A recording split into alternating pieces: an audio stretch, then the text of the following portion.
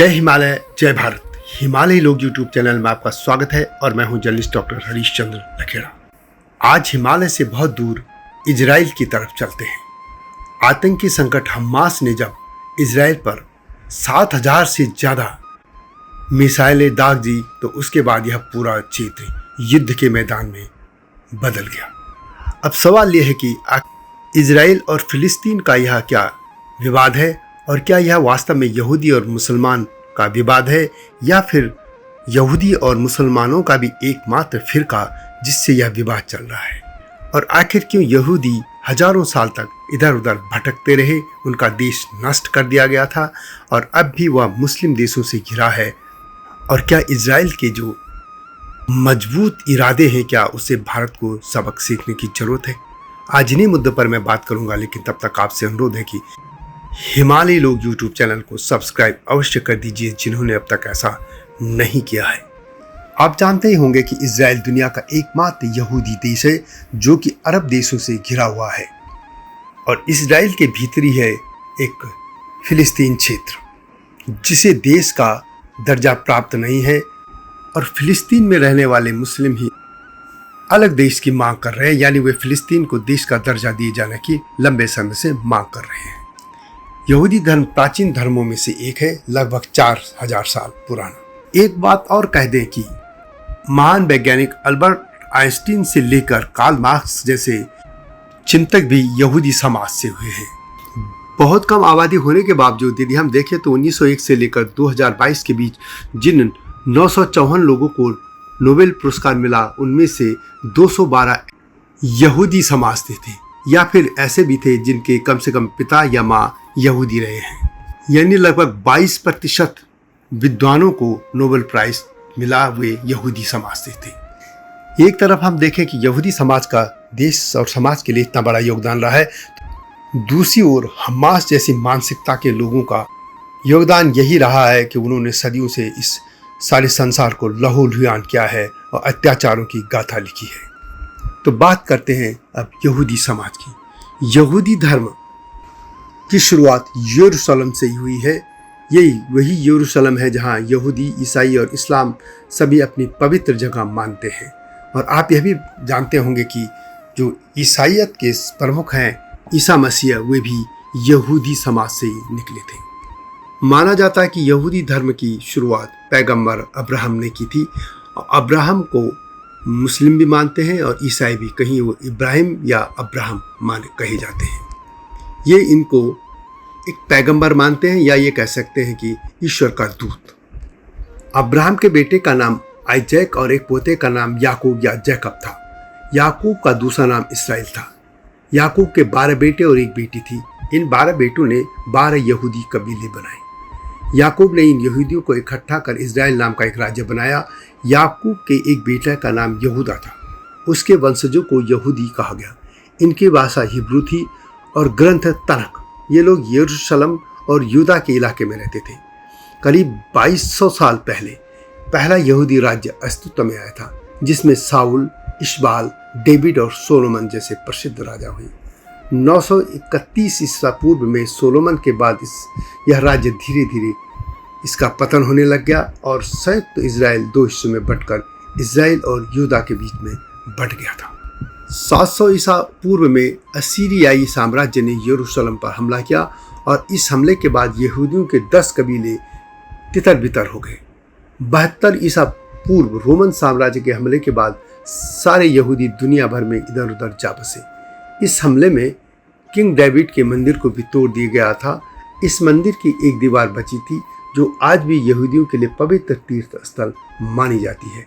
इसे western wall भी कहा जाता है और इस घटना को एक्सोडस कहा जाता है। इसी वेस्टर्न वॉल के साथ मुस्लिमों की पवित्र अल अक्सा पर मस्जिद और हरम अस शरीफ के साथ ईसाइयों की पवित्र जगह और भी है जहां ईसा मसीह को सूली पर टांका गया था। यानी यरूशलेम यहूदियों के अलावा मुस्लिम और ईसाइयों के लिए भी पवित्र जगह है और मुसलमान और यहूदियों के बाद मुख्य झगड़े की जगह वजह यही है कि वे यरूशलेम को अपने पास रखना चाहते हैं। यहूदियों पर लंबे समय से अत्याचार होते रहे हैं जर्मनी के तानाशाह हिटलर ने तो लाखों यहूदियों को जिंदा ही आग की भट्टी में डाल दिया था या गैस चैम्बरों में उनकी हत्या करवा दी थी। इससे पहले भी यहूदियों की राजनीतिक सत्ता का अंत उस सन 66 ईसा पूर्व में रोम के जनरल पॉपे के 3 महीने के घेरे के पश्चात हो गया था। उन्होंने जेरूसलम के साथ उनके पूरे देश पर अधिकार कर लिया था और तब उस लड़ाई में यहूदी मारे गए थे और ये कहा जाता है कि 12,000 यहूदियों का कत्ल कर दिया गया था। इसी तरह सन 135 ईस्वी में रोम के सम्राट हाद्रियन ने जेरूसलम के यहूदियों से रूट कर एक एक यहूदी निवासी का कत्ल करवा दिया था। 6वीं शताब्दी तक इजराइल पर रोम और उसके पश्चात पूर्वी रोमी साम्राज्य बीतोजीन का प्रभुत्व रहा। बाद में यहाँ अरबों का शासन कायम हुआ, यानी मुस्लिम का। सन 636 में खलीफा उमर की सेनाओं ने रोम की सेनाओं को पूरी तरह पराजित करके फिलिस्तीन, और जिसमें इजराइल और यहूदा शामिल थे, अपना कब्जा कर लिया। तब उस क्षेत्र का नाम फिलिस्तीन हो गया था। इस तरह अब इजराइल पूरी तरह और यरूशलेम जो था वो पूरी तरह अरबों के शासन के अंदर आ गया था और ये कह सकते हैं कि 1099 तक वहाँ पर मुस्लिम शासन रहा। इसके बाद 1099 में जेरूसलम पर ईसाई धर्म के लोगों ने अपना कब्जा किया। तब वहाँ पर मुस्लिम और ईसाइयों के बीच क्रुसेड हुए थे, यानी धर्म युद्ध भी हुए थे। इसी तरह आक्रांता, हलाकू और तैमूरलंग ने भी जेरूसलम पर आक्रमण किया था और वहाँ उन्होंने तहस नहस कर दी थी पूरी सभ्यता और लोगों का कत्ल कर दिया था। इसके बाद 19वीं शताब्दी तक इजराइल पर कभी मिस्र का आधिपत्य रहा तो कभी तुर्क का, यानी वहाँ मुस्लिम सत्ता रही। 1914 में जब पहला विश्व युद्ध हुआ तो इजराइल तुर्की के कब्जे में था। अंततः 1917 में ब्रिटिश सेनाओं ने इस पूरे क्षेत्र पर अधिकार कर लिया था। 2 नवंबर सन 1917 को ब्रिटिश विदेश मंत्री बाल्फोर ने घोषणा की कि इजराइल को ब्रिटिश सरकार यहूदियों का धर्म देश बनाना चाहती है, जिसमें सारे संसार के यहूदी यहाँ आकर बस सकते हैं, और मित्र राष्ट्रों ने भी इस घोषणा की पुष्टि कर दी थी। इस घोषणा के बाद जो दुनिया भर में फैले यहूदी थे वे इजराइल में एकत्रित होने लग गए थे और अंततः लगभग 21 साल बाद, यानी जब दूसरा विश्व युद्ध हुआ, तो मित्र राष्ट्रों ने सन 1948 में एक इजराइल नामक यहूदी राष्ट्र की विधिवत स्थापना कर दी। और इस तरह 5 जुलाई सन 1950 को इजराइल की पार्लियामेंट ने एक नया कानून बनाया, जिसके अनुसार संसार के किसी कोने में यहूदियों की इजराइल में आकर बसने की स्वतंत्रता मिली। यह कानून बन जाने के 7 वर्षों के अंदर इजराइल में 7 लाख यहूदी विभिन्न देशों से आकर बसे थे। भारत से भी लगभग 95,000 लोग इजराइल जाकर बसे जो यहूदी थे। ये लोग 1950 और 1960 के दशक में इजराइल चले गए थे और वहाँ बसे। हिमालयी राज्यों की हम बात करें तो मिजोरम और मणिपुर की बड़ी संख्या में वहाँ के जो आदिवासी थे और यहूदी बन चुके थे, या ये कह सकते हैं कि यहूदियों की एक जो 10 जो उनकी धाराएं थी या जो उनकी शाखाएं थी, उनमें से कहा जाता है कि एक धारा यहाँ पूर्वोत्तर में बसी थी, जिनमें हम कुकी या जो मिजोरम के मिजो लोग भी हैं उनमें से यहूदी थे, वे वहाँ चले गए। वैसे भारत में मूलतः यहूदियों के 4 समुदाय रहते हैं। बने इजराइल महाराष्ट्र के आसपास रहते हैं, कोचिनी केरल से आए, जबकि बगदादी कोलकाता और उसके निकटवर्ती इलाकों में रहते थे, वहाँ से वो गए। चौथा समुदाय जो है कि बेने मेनाशे है, जो कि मणिपुर और मिजोरम से वहाँ गए। ये कह सकते हैं कि इस तरह 95,000 लोग भारत से इजराइल में बसे थे और जो मूलतः यहूदी थे। अब बात करते हैं फिलिस्तीन की। लंबे समय तक इजराइल पर मुस्लिम शासन रहने से वहाँ अरब क्षेत्र के मुस्लिम बस गए थे और उसका नाम फिलिस्तीन रख दिया गया था और इस तरह वे उस अपना क्षेत्र मानने लग गए थे, जबकि वह मूलतः यहूदियों का क्षेत्र था और यहूदियों को दुनिया भर में तितर बितर कर दिया गया था। वे मजबूर थे अपने देश से बाहर रहने के लिए।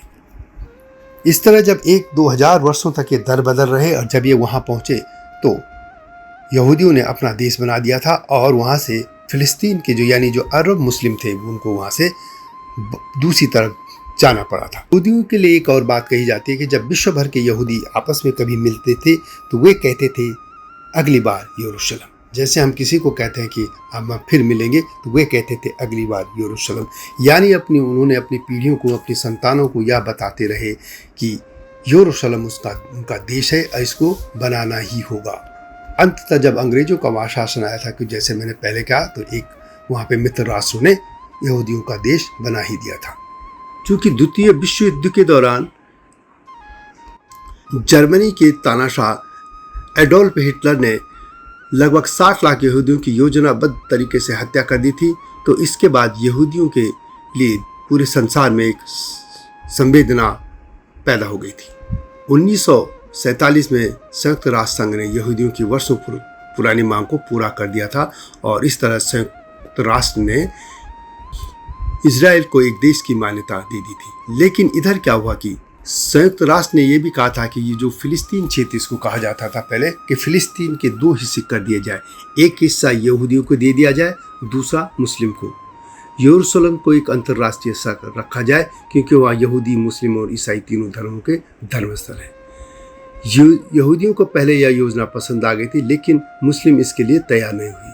फिलिस्तीन चारों तरफ से अरब देशों जॉर्डन, सीरिया, मिस्र से घिरा हुआ था। इन देशों ने इस बंटवारे को फिलिस्तीनियों के मुसलमानों के साथ अन्याय था।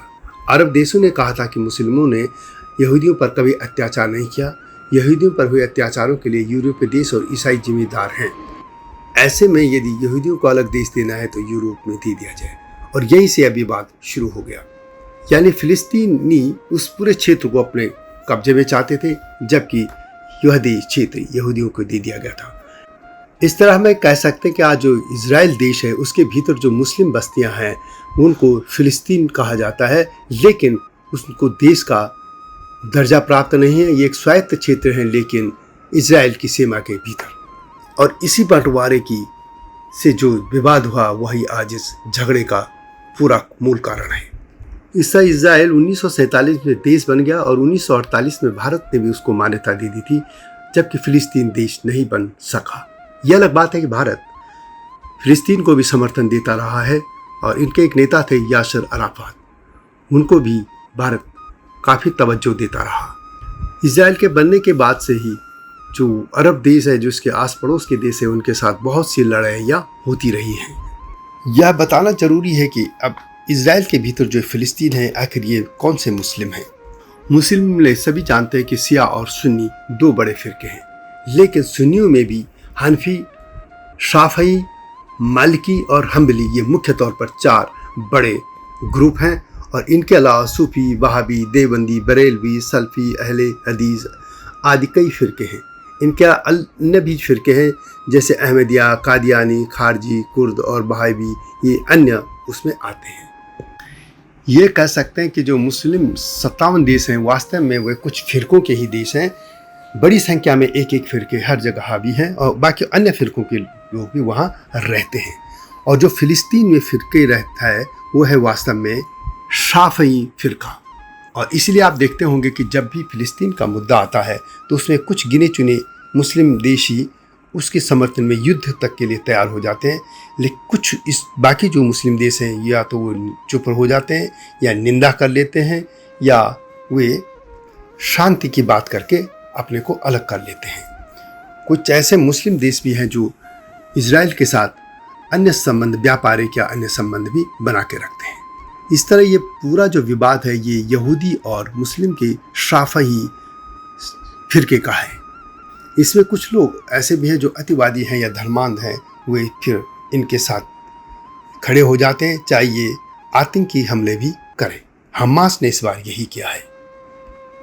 हमास पहले भी ऐसे करता रहा है। वैसे तो फिलिस्तीन का एक फिलिस्तीन लिबरेशन आर्मी भी है, यह संगठन भी यही हरकतें करता रहा है, परंतु हमास ने जिस तरीके से इस बार ये जो आतंकी घटना की, इससे पूरा विश्व दहल गया है।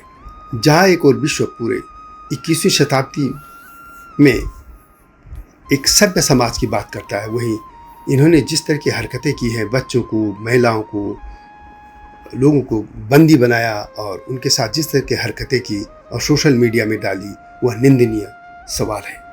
इसीलिए भारत ने साफ कह दिया कि किसी भी तरह की आतंकी घटना का समर्थन नहीं किया जा सकता है। तो यह थी इजराइल और फिलिस्तीन के विवाद की गाथा। यह वीडियो कैसे लगी कमेंट में अवश्य लिखें और इस चैनल को यानी हिमालय लोक चैनल को सब्सक्राइब करना न भूलना। इस पर मैं और भी सीरीज की कई वीडियो लाऊंगा, आप उनको भी देखिएगा। वीडियो पसंद आए तो शेयर भी कीजिएगा, लाइक भी कीजिएगा और चैनल को सब्सक्राइब करना न भूलना।